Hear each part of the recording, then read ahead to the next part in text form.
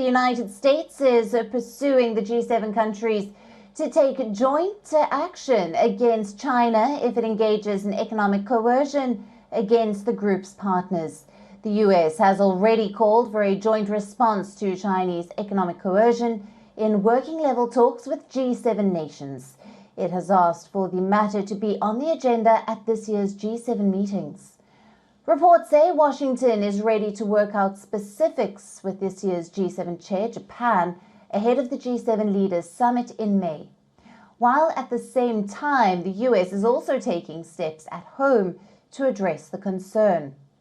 A bipartisan bill was introduced in February this year that would grant the president powers to take multiple countermeasures against Chinese economic bullying.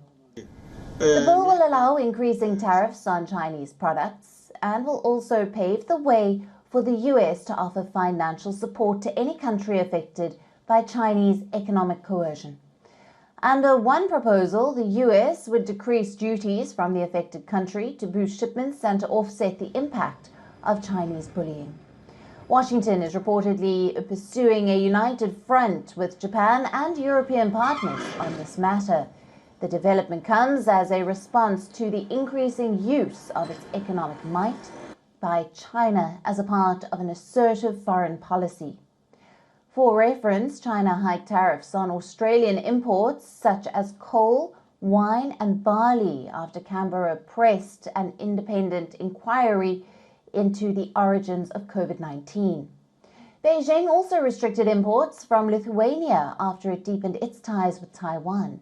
It also halted shipments of rare earth minerals to Japan over a dispute involving the Senkaku Islands.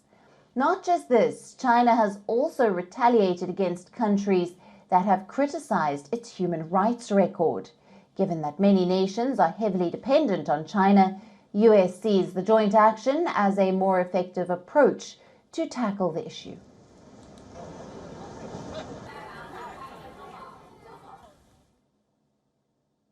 WION, now available in your country. Download the app now. Get all the news on the move.